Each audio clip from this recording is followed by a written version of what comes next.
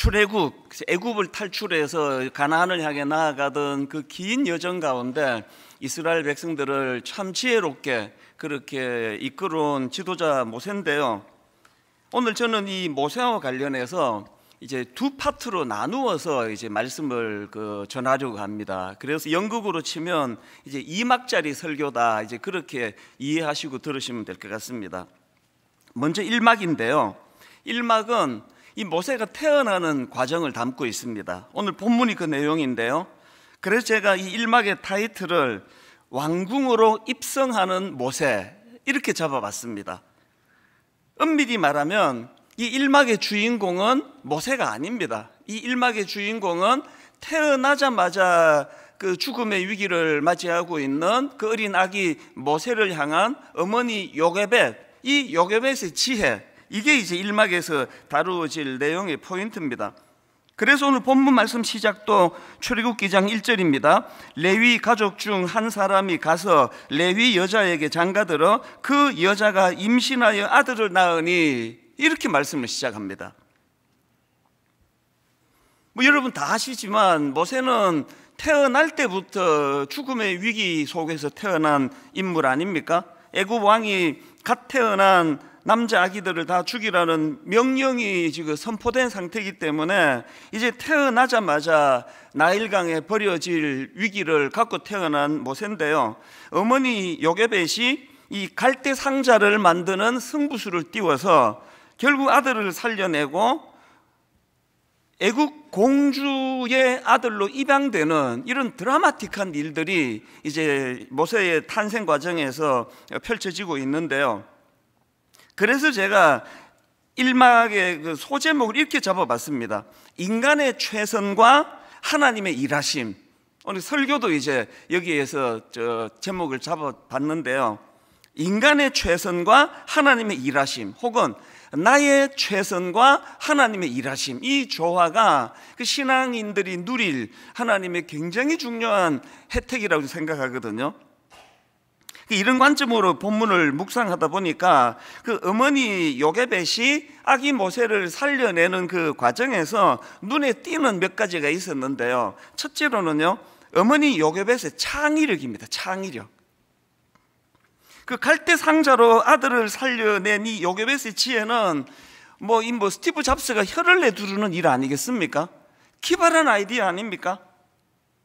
마치 그 골리앗이 이스라엘 백성들을 위협할 때에 아무도 생각하지 못했던 그 정규 군사 훈련을 전혀 받지 않은 어린 다윗을 복병으로 내세우셔서 그 손에 물맷돌로 골리앗을 물리치는 이 하나님의 창의력. 그래서 창세기 성경 자체가요, 하나님의 창의력, 하나님의 창조 정신, 이렇게 시작하는 게 이게 성경이거든요. 예수 잘 믿으시면 이 창의력을 다 가지시고 있습니다. 왜 이게 다 죽어 있나? 자꾸 경직되고 욕심내고 그러면서 자기 안에 창의력을 다 죽여버리는데요, 하나님께서는 우리 모두에게 이 창의력을 주셨습니다. 그런가 하면 두 번째로 제가 어머니 요게벳을 보면서 느끼는 게, 요게벳의 모습에서 눈에 띄는 그 절박함이에요. 절박함. 이 갈대 상자는요, 그냥 산책하다가 그거 좋네 이래서 만든 게 아니고요, 이제 이 아들을 살려내야 되는데 절체절명의 위기 속에 있는 아들을 놓고 불철주야 그 문제를 고민하며 절박한 마음으로 고심하면서 나온 게, 그게 갈대 상자거든요. 저는 우리 교회 목사님들한테 이 두 가지를 진짜 잔소리꾼이라는 생각을 할 정도로 이야기를 많이 합니다. 목회는 창의력이에요. 작년에 하던 거 또 뺏기고, 올해 하는 거 내년에 또 뺏기고, 이래 갖고는 목회가 되지 않거든요. 그러면 이 목회에 있어서 중요한 창의력은 절박함에서 나오는 거예요. 불철주야 이 교회가 이러면 안 되는데, 우리 교회가 이제 이렇게 계속 덩치만 커지고 이렇게 그냥 루틴하게 가면 안 되는데, 이게 맛이는 소금이 되면 어떡하나, 이런 절박한 마음에서부터 나오는 게 이게 창의력이거든요.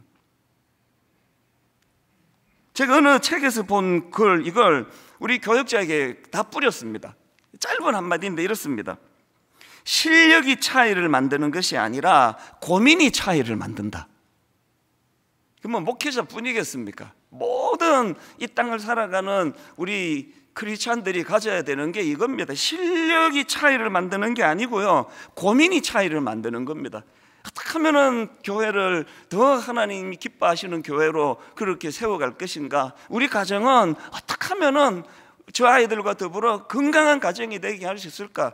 불철주야 정말 괴로워하고 또 괴로워하면서, 그래서 실력이 차이를 만드는 것이 아니라 고민이 차이를 만든다. 여기서부터 갈대상자가 나온 거고요. 그런가 하면 또 한 가지, 요게벳이 만든 갈대상자는요, 모험 정신의 산물입니다. 출애굽기 1장 22절에 보면은 그러므로 바로가 그의 모든 백성에게 명령하여 이르되 아들이 태어나거든 너희는 그를 나일강에 던지고, 나일강은요 아이들이 버려지던 죽음의 강이에요. 그런데 요게벳이 그 죽음의 강에 승부수를 던지잖아요. 생명의 갈대상자를 띄우는 거, 이게 그리스도인의 모습이라고 생각을 합니다. 그래서 저는 이 요게벳의 창의력, 절박함, 또 모험정신, 이 세 가지를 요게벳의 모습에서 제가 발견을 하는데, 이제 중요한 건 지금부터입니다. 그러면 요게벳에게 만들어진 이 창의력과 절박함과 모험정신은 어떻게 만들어진 거냐, 어디서 생겨난 거냐, 이런 정신들이 두 가지 원동력을 저는 발견하는데요. 여러분, 어머니 요게벳의 창의력과 절박함과 모험 정신은요, 두 가지 원동력 중에 첫 번째가 뭡니까? 무능한 자기 자신에 대한 자각에서부터 시작이 되는 겁니다. 본문 2절 3절 초반을 보십시오.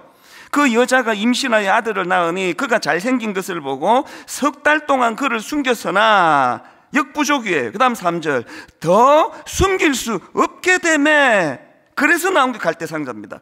그를 위하여 갈대상자를 가져다가 역청과 나무 진을 칠하고 아기를 거기 담아 나일 강가 갈대 사이에 두고, 이 모든 기적의 첫 출발은요, 더 숨길 수 없게 되매. 저는 지난 한 주 동안에 이 표현을 마음에 새기고 또 새겼습니다. 모든 하나님의 창조적인 사역의 첫 출발은요, 자기의 무능함을 인식하는 것부터예요. 더 숨길 수 없게 되매. 그런가 하면은 하나 더 있습니다. 이거로는 창의력도 나오지 않고 절박함도 나오지 않고 모험정신도 나오지 않고 절망만 나올 뿐이에요. 이 절망적인 무능한 자신에 대한 자각의 표현인 더 숨길 수 없게 됨에가 어떻게 창의력을 만들어내고 절박함을 만들어내고 모험정신을 만들어내느냐, 두 번째 요소를 요게벳이 갖고 있었기 때문이에요. 첫 번째가 무능한 자신에 대한 자각이라면, 두 번째는요, 하나님께 위임하는 태도. 이 두 가지가 조화를 이루어서 창의력이 나오고 모험정신이 거기서 나오고 하나님 앞에 도전할 수 있는 마음들이 생기는 거거든요. 예전에 제가 한번 인용한 적이 있어요. 그때도 뭐 교회적으로 저에게 엄청난 위기를 맞고 있던 때였는데요. 그때 제가 요게벳의 노래라는 이 찬양을 제가 들려드리다가 막 울고 했던, 되게 창피했던 기억이 나요. 그 가사 기억하시는지 모르겠는데요, 제목이 요게벳의 노래입니다. 작은 갈대상자 물이 새지 않도록 역청과 나무 진을 칠하네. 어떤 마음이었을까? 그녀의 두 눈엔 눈물이 흐르고 흘러 동그란 눈으로 엄마를 보고 있는 아이와 입을 맞추고 상자를 덮고 강가에 띄우며 간절히 기도했겠지. 정처 없이 강물에 흘러내려가는 그 상자를 보며 눈을 감아도 보이는 아이와 눈을 맞추며 주저앉아 눈물을 흘렸겠지. 그리고 그 다음 가사가 이렇습니다. 너의 삶의 참 주인, 너의 참 부모이신 하나님, 그 손에 너를 맡긴다. 너의 삶의 참 주인, 너를 이끄시는 주 하나님, 그 손에 너의 삶을 드린다. 제가 요즘 절박하게 기도하는 게 하나님 저를 AI처럼 만들어 주세요. 희로애락의 감정을 다 거두어 가주세요. 그래서 제가 절대로 예배 시간에 내 희로애락의 감정을 안 드러내려고 지금 애를 쓰는데 이번 주에 기도가 좀 부족했던 것 같아요. 이런 어떤 인간적인 감정이 드러나지 않고 저는 로봇이 되기를 원해요. 타격 감아주면 열심히 설교하고, 그리고 역할이 끝나면 허튼짓하지 않고 멍하니 앉아 있다가 오늘 설교가, 오늘 예배가 그렇게 진행되기를 원합니다. 그러나 여러분, 제 마음에 담겨 있는 떠나가시는 분들에 대한 한마디 고백이 이거예요. 너의 삶의 참 주인, 너의 참 부모이신 하나님, 그 손에 너의 삶을 맡긴다. 오늘 그래서 이제 이런 내용을 제가 읽었거든요. 나에게 집중하면 절망이 보이고 하나님께 집중하면 희망이 보인다. 요게벳이 절체절명에 도저히 자기 힘으로 살릴 수 없는 그 아들을 살려낼 수 있는 원동력이 여기서 나온 거 아닙니까? 그래서 제가 오늘 설교 제목을 나의 최선과 하나님의 일하심 이렇게 잡은 이유가 여기에 있습니다. 요게벳이 이렇게 자기가 할 수 있는 모든 최선을 다해서 그렇게 모세를 살리려고 애를 썼을 때 하나님께서 어떻게 일을 하셨느냐, 본문 전체가 다 하나님 일하시지만 그 중에 두드러지는 것이 본문 5절 6절입니다. 바로의 딸이 목욕하러 나일 강으로 내려오고 시녀들은 나일 강가를 거닐 때에 그가 갈대 사이에 상자를 보고 시녀를 보내어 가져다가 열고 그 아기를 보니 아기가 우는지라. 그가 그를 불쌍히 여겨 이르되 이는 히브리 사람의 아기로다. 바로 왕 딸 공주 입장에서 이거는 난센스예요. 그 상자를 열었더니 거기에 애가 하나 있는데 그 애는 반역자의 애입니다. 아버지의 명을 거역한, 본능적으로 분노가 나와야 되는 거 아닙니까? 이런 못된 짓을 했어 이걸. 그런데 그 바로의 딸 공주가 그 아기가 불쌍하게 보이는 거예요. 여러 번 말씀드리잖아요. 부모 자녀 상대방이 불쌍해버리면 모든 게 다 해결이 돼요. 가정의 평안은요, 상대방이 불쌍해버리면 돼요. 제가 마음에 두고 있는 성경 구절 다니엘 1장도 비슷한 말씀이 나오는데요. 1장 8절입니다. 다니엘은 뜻을 정하여 왕의 음식과 그가 마시는 포도주로 자기를 더럽히지 아니하리라 하고 자기를 더럽히지 아니하도록 환관장에게 구하니, 이렇게 하나님이 인간의 최선을 다하여 더럽히지 않으려고 애를 쓰니까 하나님 어떻게 일하시느냐, 바로 그 다음 9절입니다. 하나님이 다니엘로 하여금 환관장에게 은혜와 긍휼을 얻게 하신지라. 세 번역으로 하나님은 다니엘이 환관장에게서 호의와 동정을 받도록 해주셨다. 여러분, 자녀들을 위해서 이 기도하셔야 돼요. 하나님, 우리 아이 학교 선생님이 우리 아이를 호의와 동정으로 바라보게 해주시기 원합니다. 하나님, 이제 이 아이를 시집 보내야 되는데 우리 딸 남편들 이 예비 사위가 우리 딸을 은혜와 긍휼로 바라보게 해주시기를 원합니다. 제가 지난 20년 동안 여러분들에게 받은 눈물 나는 고마움이 이거예요. 어른 목표도 안 해본 42살짜리 진짜 애송이 목사가 얼마나 많은 실수를 했겠으며 얼마나 여러분 마음을 놀라게 하는 일이 많았겠습니까? 그럴 때마다 여러분들은 호의와 동정으로 저를 불쌍하게 보셨어요. 그래서 덮어주시고 감싸주시고 기다려주시고. 그래서 저는 오늘 이제 너무나 약점도 많고 실수도 많은 저를 이런 호의와 동정으로 바라보게 해주신 성도님들과 그 배후에 계시는 하나님의 일하심, 교회를 위하여 금식하다 돌아가신 우리 아버지를 긍휼히 여기신 하나님께서 저를 긍휼히 여기셨기 때문에 이렇게 호의와 동정으로 목회를 기다려주시는 성도들로 인해서 상상을 초월하는 그런 행복한 목회를 할 수 있었는데요, 이제 오늘 1만 성도 파송운동 파송 예배 아닙니까?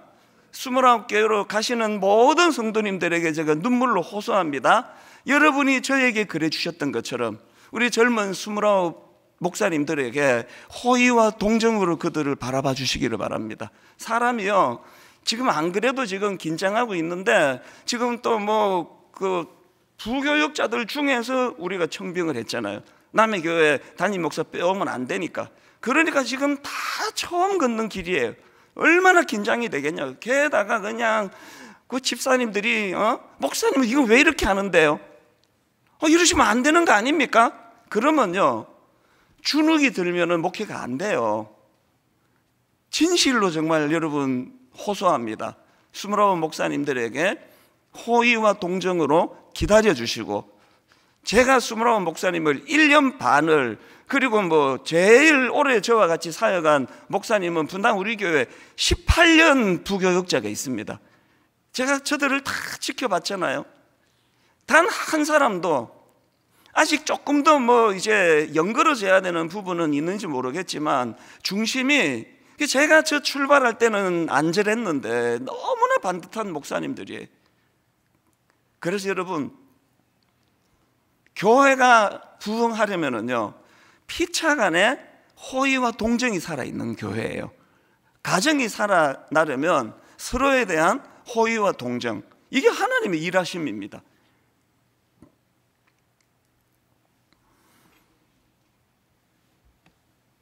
이게 첫 번째 포인트예요. 그래서 이제 이 첫 번째 포인트는 이제 어머니 요게벳을 통해서 모세를 살려내는 그 과정인데, 첫 번째 포인트인 1막을 정리하자면 인간의 최선과 그에 반응하시는 하나님의 일하심이다, 이렇게 정리할 수가 있고요. 사실 제가 그 목요일 저녁까지만 해도 이제 요 줄거리로 설교를 준비했습니다. 그래서 예화도 넣고 막 이래서 설교를 준비했는데, 금요일 새벽에 하나님에게서 교정을 받았습니다. 이 설교는 그렇게 끝내면 안 된다. 그래서 이제 금요일부터 만든 게 2막이에요. 2막은 좀 짧습니다. 준비가 이틀밖에 안 됐기 때문에.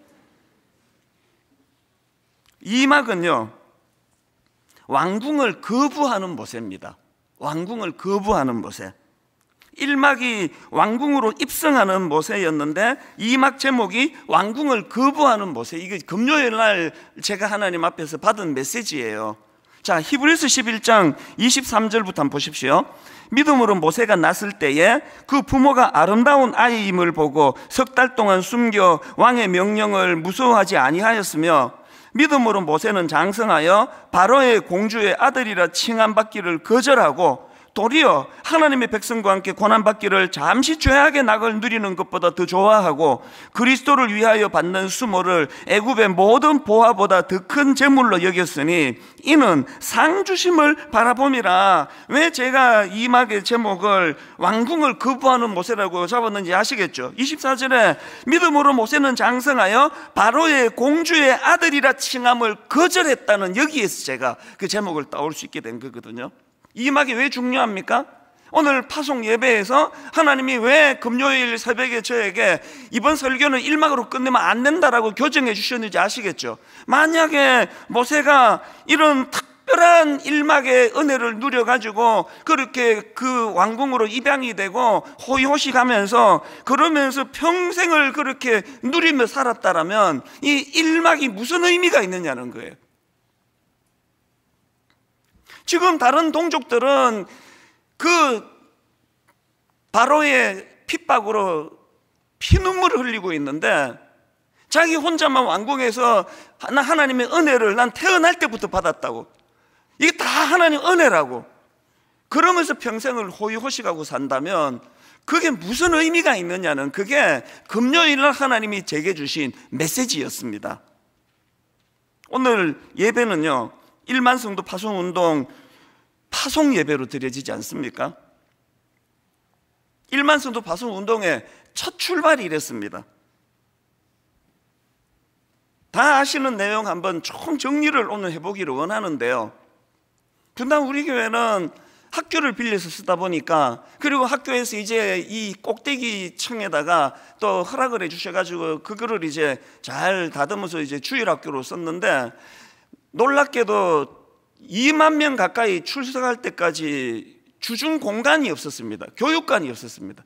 주일학교는 뭐 이거는 교육이 안 된 건 오래됐고요.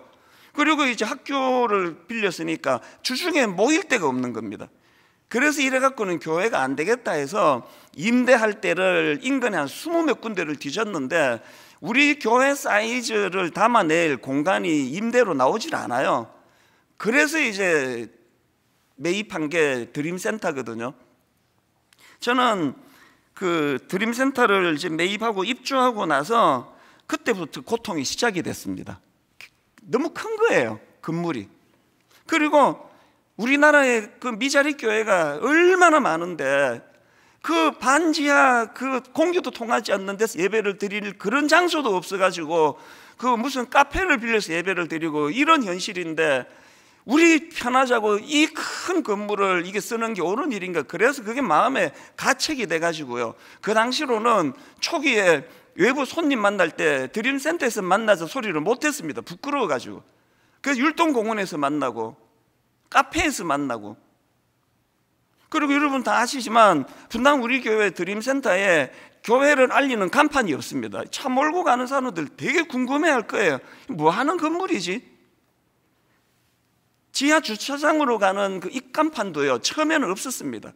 어쨌든 여기가 지나가는 어떤 작은 교회 성도님들이 이거 보고 이렇게 큰 교회도 있느냐고 마음이 상처를 입을까 봐 계속 그 마음에 고통을 갖고 있다가, 그 과정에서 이제 어느 새벽에 하나님께서 저에게 주신 메시지로 2가지 약속을 드린 거 아닙니까? 잠결에. 그 중에 하나가 1만 성도 파송 운동, 이제 오늘 결실을 맺게 되는 1만 성도 파송 운동이고, 그리고 또 하나가 드림센터 사회 환원에 대한 약속이었습니다. 쫓겨날 짓을 했는데 눈물로 여러분들이 그것을 인준해 주셔서 이것도 호의와 사랑 하나님의 일하심이라고 생각을 합니다. 지금 29 풀립교회에 우리 자를 절대로 못 넣게 하는 그런, 참 본인들 입장에서는 야속할 것 같은데, 어떤 경우라도 우리 자를 넣지 말라고 한 것도 지역에 있는 작은 교회들을 배려하기 위한 거예요. 큰 교회가 우리 그러면서 그 지역을 차지하고 있으면 그것이 얼마나 위협이 되겠냐는 거예요. 이렇게 시작한 1만 성도 파송 운동이 이제 오늘 파송 예배로 그렇게 막을 내리게 되니까 너무 감사하고요. 무엇보다도 감사한 거는 이름이 1만 성도 파송 운동인데 아이들 포함해서 10,000명이 넘는 성도님들이 29교회와 지역의 작은 교회로 가시겠다고, 이게 그냥 구두로 한 게 아니라 써서 제출한 거기 때문에 그냥 뭐 대충 결심한 건 아니라고 생각합니다. 저는 오늘 선포합니다. 오늘 이 시간부로 29개 분리개척교회는 완전한 독립입니다. 당회가 몇 번이나 이 문제들을 거론하면서 나누었습니다. 오늘 이후로 어떤 관여도 하지 않을 겁니다. 간섭도 하지 않을 겁니다. 그리고 여러분이 분당 우리 교회에서 이제 뭐 융자 얻고 이래가지고 이제 초기를 시작했다고 하는데, 그거는 우리랑 상관없는 일입니다. 이제 여러분의 교회가 자립이 되면 공동 모금으로 되갚는 거지 분당 우리 교회에다 갚는 거 아닙니다.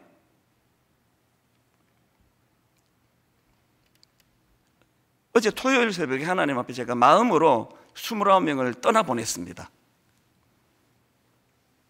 그 어제 새벽에 있었던 일입니다. 이제 29명 이제 관여하지 않을 거예요.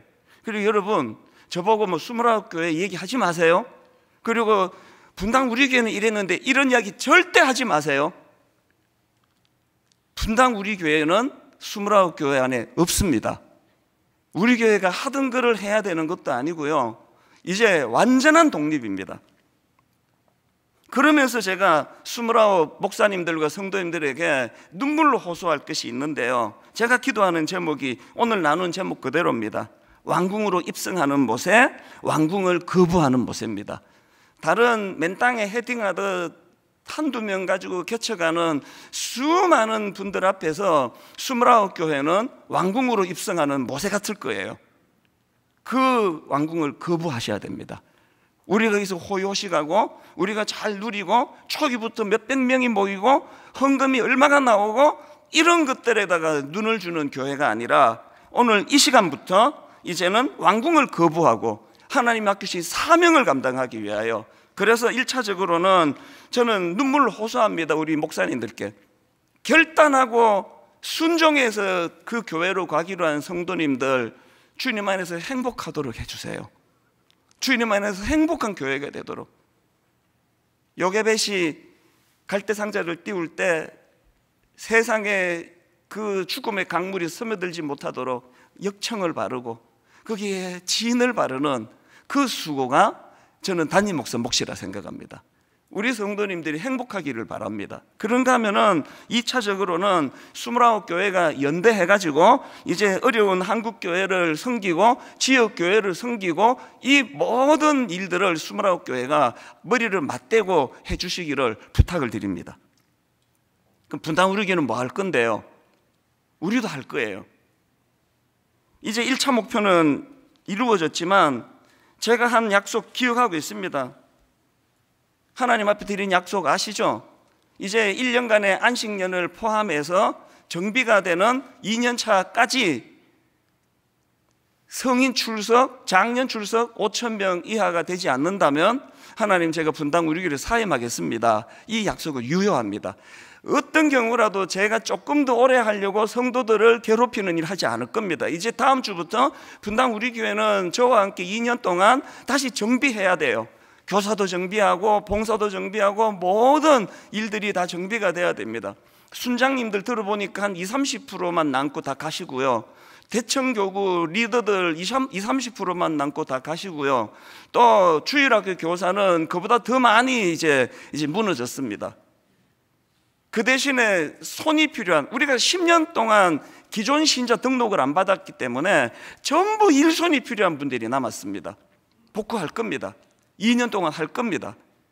다 수습하고, 그리고 5,000명 이하로 줄지 않으면 저는 사임하고 어디로 갈지 의논 중입니다. 제 아내와 같이. 얼마나 오래 목회를 하느냐가 중요한 게 아니라 왕궁을 거부하는 태도가 중요하거든요. 왕궁을 떠나 동족들의 아픔을 함께 헤아리는. 그래서 이제 당장 오늘 29교회 파송 예배를 드리고 나면 이제 다음 주부터 올 연말까지 2차 1만 성도 파송 운동 11교회를 선정할 겁니다. 연말까지 11교회를 설정해서 조금만 더 후원하고 밀어주면 불같이 일어설 수 있는 11교회를 선정해서 1만 성도 파송 운동은 40개 교회로 완성될 것을 주님 앞에 약속을 드립니다. 그리고 남아있는 2가지 숙제, 이제 다음 주부터 드림센터 사역하는, 그리고 가평 우리 마을 준비, 여기에 박차를 가할 겁니다. 결론을 저는 이렇게 맺기를 원합니다. 이제 파송받아 29교회와 지역의 작은 교회로 떠나시는 여러분들, 그동안 정말 수고 많으셨습니다. 건물도 없이 10년을 보내시고 이 5층 높이 되는 여기에서 제자 훈련 한번 하려고 그러면 물통 짊어지고, 여름에는 더워서 예배를 못 드리고 겨울에는 발 시려서 예배를 못 드린다고 제 아내가 저한테 많이 불평을 했거든요. 성도들 이렇게 자꾸 불편하게 만드느냐고. 그 불편을 감수하시면서 여기까지 오신 분들이에요. 정말 수고 많으셨습니다. 그래서 저는 오늘 여러분들이 3가지를 정말 하셔야 돼요. 첫째는요, 주님 안에서 행복하셔야 돼요. 무조건 행복하셔야 됩니다.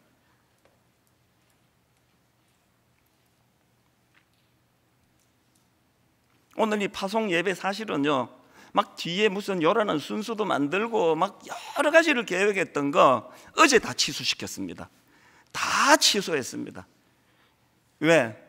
이제 분당 우리교회는 잊어야 되니까요. 기억에 남는 파송 예배 드리고 싶지 않습니다. 하나님께만 영광이 되고 이제 분당 우리 교회를 잊어주시고 여러분이 가시는 그 교회에서 행복하셔야 돼요. 주님 안에서 행복하셔야 돼요. 안전하게 역청을 발라 만든 그 방주, 이게 원어로 보면은 갈대 상자하고 노아의 방주가 같은 단어예요. 그 안전한 역청으로 무장된 교회로 가셔서 여러분 행복하셔야 됩니다. 그런가 하면은 두 번째가 감사예요. 감사. 지나간 것에 대한 감사, 오늘의 감사, 앞으로의 감사. 제가요 지난주에 29교회 목사님들한테 진짜 이상한 요구를 했습니다. 나한테 선물하라 그랬습니다. 1년에 한 번씩 내가 세금 거두듯이 내가 꼬박꼬박 거둘 거라고. 그래서 선물 가져오라고.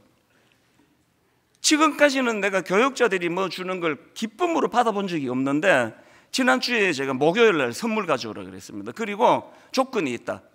물건 말고 상품권으로 달라 그랬습니다. 바꾸었어. 이제 상품권도 싫어요. 현금으로 줘. 현금으로. 이렇게 말했습니다. 그래야 딴 사람한테 전하기가 쉽잖아. 뭐 이따만한 과일 박스 주면은 그 전하기가 어렵잖아요. 저는 우리 수무람 목사님에게 감사를 가르치고 싶었습니다. 목사님은 늘 받는 데 익숙한데 나한테도 주고 고마운 성도님한테도 자꾸 선물하고 자꾸 감사를 표현하는 훈련을 해라. 그래서 1년에 딱 한 번만 나한테는 한 번만 하면 된다. 목사님 집에 앉아 있는데 상품권 아닙니다. 현금이 현금. 현찰로 주세요. 잘 전하겠습니다. 감사해요. 마지막 세 번째가 하나님 앞에서 여러분 사명 감당이에요. 사명. 우리가 그러려고 지금 이 고생을 하는 거 아닙니까? 왕궁으로 입성하는 모세, 왕궁을 거부하는 모세. 히브리서 11장 24절 다시 읽습니다. 믿음으로 모세는 장성하여 바로의 공주의 아들이라 칭함받기를 거절하고 도리어 하나님의 백성과 함께 고난받기를 잠시 죄악의 낙을 누리는 것보다 더 좋아하고 그리스도를 위하여 받는 수모를 애굽의 모든 보화보다 더 큰 재물로 여겼으니 이는 상 주심을 바라봄이라. 오늘 마무리 찬양으로 부를 찬양 제목이 은혜예요. 은혜. 가사가 이렇습니다. 내가 누려왔던 모든 것들이, 내가 지나왔던 모든 시간이, 내가 걸어왔던 모든 순간이 당연한 것 아니라 은혜였소. 아침 해가 뜨고 저녁엔 노을, 봄의 꽃향기와 가을의 열매, 변하는 계절의 모든 순간이 당연한 것이 아니라 은혜였소. 모든 것이 은혜, 은혜, 은혜, 한없는 은혜. 내 삶에 당연한 것 하나도 없었던 것을 모든 것이 은혜, 은혜였어. 이렇게 좋은 성도님들과 함께 목회할 수 있었던 것도 당연한 게 아니고 은혜고요. 이렇게 부족한 저희들이 29교회나 파송할 수 있는 이런 놀라운 일을 감당할 수 있게 된 것도 은혜였습니다. 여러분, 일만수도 파송운동 파송 예배는 요란한 어떤 순서로 꾸며주고 싶지 않습니다. 이 고백의 찬양 안에 우리의 모든 마음이 다 하나님께 상달될 것이라고 저는 믿습니다.